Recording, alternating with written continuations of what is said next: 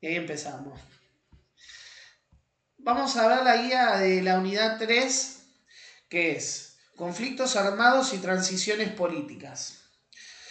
¿Cómo es que el derecho internacional humanitario diferencia la guerra internacional de una guerra civil? La definición que se da de derecho internacional humano define a la guerra civil como un conflicto armado interno en fuerzas estatales y los grupos armados organizados o entre estos últimos, ¿sí?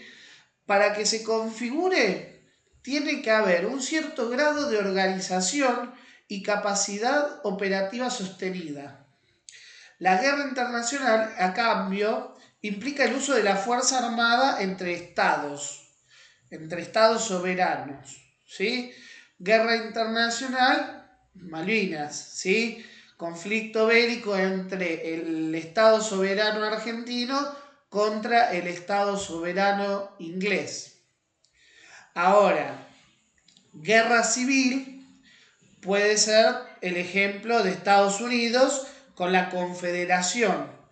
Estados Unidos se llama así porque son varios estados que juntos forman el Estado Unido, ¿sí? Son como varias provincias unidas, ¿sí? Y había una guerra entre la parte del norte y la parte del sur. Y, y era una guerra interna. Los del norte querían ser Estados Unidos, los otros querían ser estados independientes de Estados Unidos, se querían separar. Entonces, ¿qué provocó una guerra civil? Y hasta ahí cerramos, porque si no, seguimos hasta mañana. Son poquitos Profe, minutos. creo que no está compartiendo. Ah, perdón. Gracias por avisarme. Me suele pasar que soy remanija y no comparto. Perdón, ahí está, ¿sí? Esta era la guía de análisis 3. Bien, lo de recién ya lo leí, ya lo dije. Citen ejemplo de transiciones producto de derrotas militares completas en conflictos armados internacionales y no internacionales. Bueno, ejemplo de derrotas militares incluyen la rendición de la Alemania nazi y su posterior ocupación y división por los aliados. La Alemania se dividió entre 4 países, Estados Unidos, Inglaterra y otros 2 más, que ahora no me estoy acordando, creo que Suecia y otro más. Dividieron el poder en 4 y devolvieron la democracia y comenzó el juicio a la Junta, o sea, el juicio de Nuremberg en 1958. Que eso lo vamos a ver seguramente más adelante porque a veces suele estar repetida la pregunta. Entonces, se ocupó ese terreno de la Alemania nazi y se la devolvió a la democracia. Se democratizó en cierta forma, ¿sí? Entonces hicieron estos países que ocuparon Alemania le devolvieron la transición a la democracia. Se vieron comprometidas para devolver las elecciones en el país. En conflictos no internacionales se destaca la derrota del régimen de Anastasio Somoza en Nicaragua por el Frente Sandinista, así como el derrocamiento del régimen de Saddam Hussein en Irak. En Irak lo fueron a buscar, lo encontraron escondido en una casa, en un pajal, fue enjuiciado en Estados Unidos, seguido por ejecución. Lo mataron ahorcado, bajo la horca. ¿Qué tienen en común todas esas experiencias en términos de posibilidades de justicia transicional? Bueno, lo que tienen en común es que el vencedor impone toda la versión de los hechos. Es lo que siempre digo, desde la primera clase hasta la de ahora, siempre dije lo mismo, que el que gana es el que impone la versión de los hechos. Obviamente que no nos podemos quedar con esa versión de los hechos. Siempre va a haber un lado B de la historia. Entonces yo los animo a que tengan un pensamiento crítico y no se queden con una sola persona. Busquen otra vuelta. Miren lo que piensa, por ejemplo, alguien que está a favor del kirchnerismo. Piensen a ver qué posiciones tiene alguien que votó a Milei. Pónganse en el lugar de alguien que votó a Macri o el partido que fuere, ¿sí? Busquen siempre escuchar cada una de las opiniones. No se queden con una, porque eso es un sesgo de confirmación. Yo lo que busco es información que me interese. No es lo mismo decir que ustedes me digan que yo soy lindo. Eso es un sesgo de confirmación. Yo quiero escuchar eso, pero no lo voy a escuchar. A menos que me lo quieran decir, ¿sí? Pero lo digo en serio, pero en broma. No, mentira. Entonces digo, ¿sí? No se queden con eso. Siempre busquen el lado B de las cosas. Porque siempre hay conflictos, ¿sí? Esta materia es conflictos. Porque el objeto del estudio es cómo se resuelven estos conflictos. Muchos se agarran a las piñas, otros se ejecutan entre ellos, otros se enjuician, otros se van a la discusión verbal y otros se van a la cama. ¿Sí? Entonces, acuérdense de eso. El vencedor impone su versión de los hechos como la verdad histórica, administra justicia penal y lidera la reconstrucción institucional. Sin embargo, esto implica un riesgo de ausencia de controles independientes que fiscalicen el proceso de la justicia transicional. Otro tema más, ¿sí? Yo siempre digo que las transiciones se clasifican de tres maneras: memoria, verdad y justicia. En materia de memoria, ¿qué hacemos nosotros como ciudadanos para recordar las atrocidades para que nunca más vuelvan a suceder? ¿Sí? Argentina, ¿qué emitió? Emitió un libro por medio de la CONADEP que se llama Nunca Más. Relatos de personas que fueron secuestradas y torturadas, y recopilaciones de diarios de militares. O sea, en cierta forma, no es que son tres cosas distintas, están todas tomadas de la mano, ¿sí? Entonces, memoria para no olvidar. Justicia para las víctimas, ¿sí? ¿Qué hacemos con los que hicieron atrocidades? Los tenemos que llevar a juicio. Tenemos que administrar justicia. Esas personas no pueden estar libres en la sociedad. Son personas que han cometido atrocidades. En el caso de la Junta Militar, desaparecieron 30.000 personas. No es joda. No podés dejar a alguien en libertad después de haber cometido tales actos. Esas personas no pueden volver a estar en la sociedad. Ahora, alguien que robó por necesidad para su familia, esa persona lo que necesita es una reinserción en la sociedad. Sí, está bien, se tiene que tener una pena, sí, pero no es lo mismo que alguien que cometió una atrocidad como meter un bebé adentro de un microondas. Eso es lo que hicieron en la última masacre en Israel, que la Franja de Gaza con el grupo Hamas arrasaron muchos moshavs, que son como comunidades agrícolas que tienen allá en el país. Fíjense hasta qué nivel. Bueno, No, estas cosas también me pone la piel de gallina de tan solo pensarlo.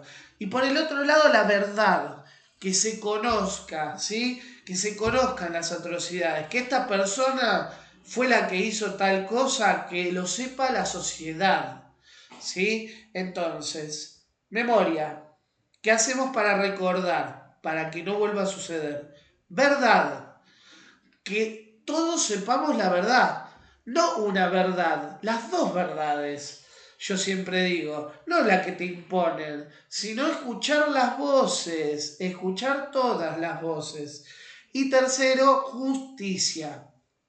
¿Cómo le aplicamos justicia a quienes ofendieron, a quienes cometieron atrocidades? Les doy después como tarea que reflexionen y digan, bueno, en la dictadura, la última, ¿cómo pasó en Argentina de el gobierno no democrático al gobierno de Alfonsín? ¿Cómo fue esa transición en concepto de memoria, verdad y justicia? Se los dejo de tarea para que ustedes lo piensen. Los que están en el curso conmigo ya lo saben porque ya lo tienen en una filmina. ¿Sí? Porque eso es re grosso. Pregunta de parcial. Bien. ¿Por qué los casos de Argentina con Malvinas y Grecia, con la derrota en Chipre ante Turquía, no pueden considerarse derrotas militares completas?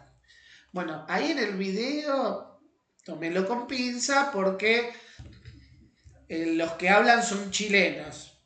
Argentina y Chile no se llevan tan bien como pensamos.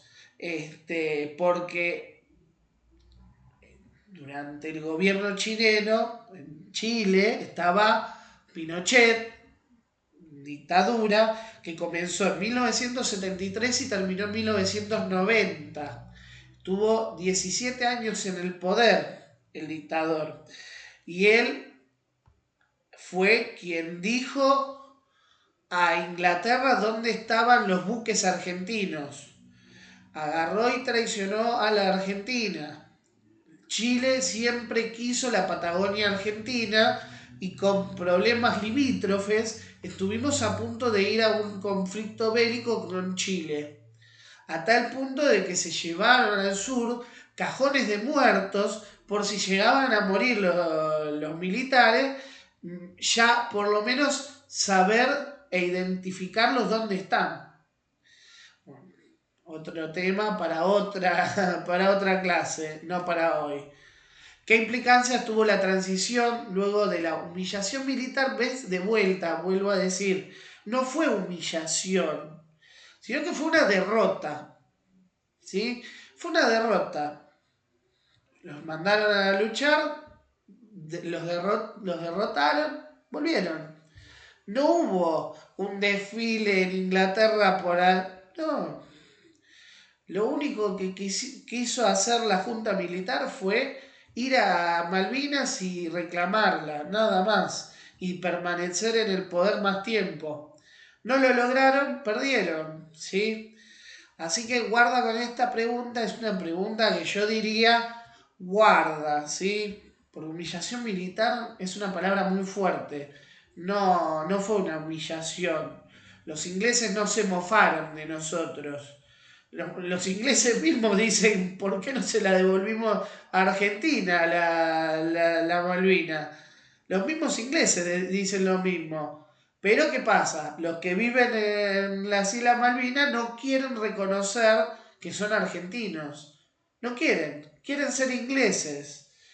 Entonces no se los puede obligar a ser argentinos, a nacionalizarlos de prepo. Ese es otro problema, ¿sí? Bien, para otra charla. Bueno, ¿en qué situaciones de continuidad y conflicto armado interno diferencia de las experiencias salvadoreña y filipina en caso del caso colombiano? O sea, pide Salvador, las Filipinas, Colombia. ¿Qué acciones distintas son realizadas por los gobiernos frente al conflicto armado en ambas situaciones? Bueno, Todas fueron por guerrillas. Se empezaron a mandar entre grupos. En Colombia estaban las FARC, ¿sí? Eran grupos armados que negociaron con los gobiernos democráticos. Es más, las Filipinas estaba en un conflicto civil entre dos guerrillas y terminó una en el poder de forma democrática. Fue electa, ¿sí? Fue electa una presidenta mujer, que era la líder de uno de los bandos de guerrillas. Entonces hubo un gobierno democrático con guerrillas en contra.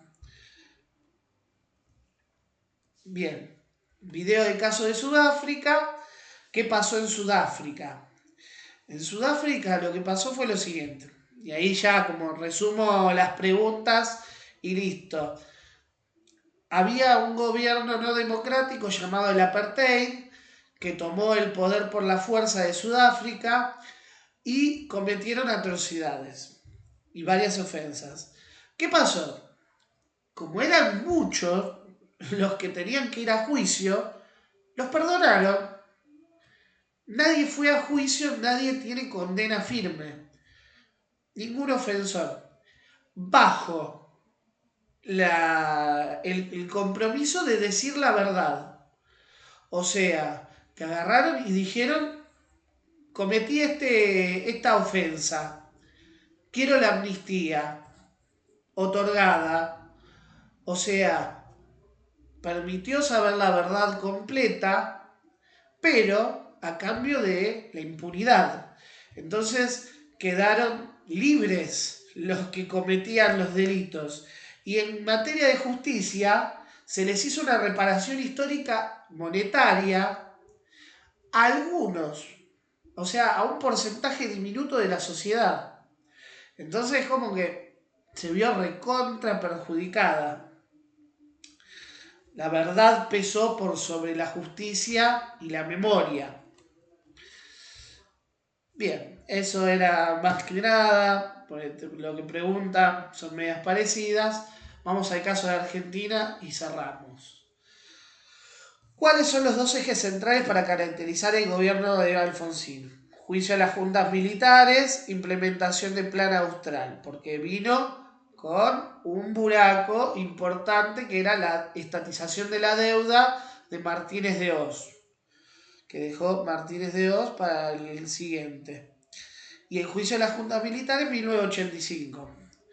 ¿Por qué es considerado un punto de inflexión? Porque en América Latina, de todos los gobiernos no democráticos, el primero en terminar con un gobierno no democrático fue Argentina.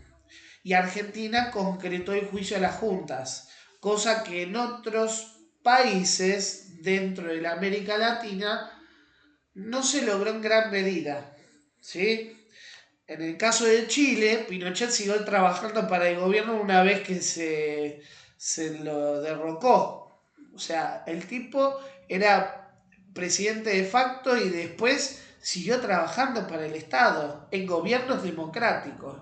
O sea, esa persona tenía que haber sido enjuiciada por crímenes de lesa humanidad porque hubo más de 9.000 desaparecidos en Chile. ¿Sí? Cada uno, por eso les digo, materia, memoria, verdad y justicia, se manejó distinto. Argentina fue como el ejemplo de América Latina. Y el plan austral fue la estrategia de estabilización económica, pero no funcionó por mucho tiempo, por lo cual tuvo que hacer el Pacto de Olivos, que eso lo van a ver en la próxima unidad, en el segundo parcial, en el cual tuvo que asociarse con Menem, que representaba al Partido Justicialista, y ponerse en común acuerdo para llevar al país adelante y evitar la hiperinflación. Bien, menciona la épica alfonsinista. Bueno, la épica alfonsinista, el juicio de las juntas. Según Geruchov, ¿cuáles son los antecedentes que posibilitaron el juicio a las juntas y cuáles fueron las consecuencias? Bueno, poner fin a la ley de autoamnistía para los militares, Pues los militares antes de irse crearon una ley perdonándose, generándose un indulto propio. ¿Qué hizo Alfonsín? Lo dio vuelta, ¿sí? ¿Y qué logró eso? Logró una resistencia. Entonces empezaron a haber movimientos dentro de las Fuerzas Armadas que no quería ser enjuiciada, porque iba desde la cúspide bajando.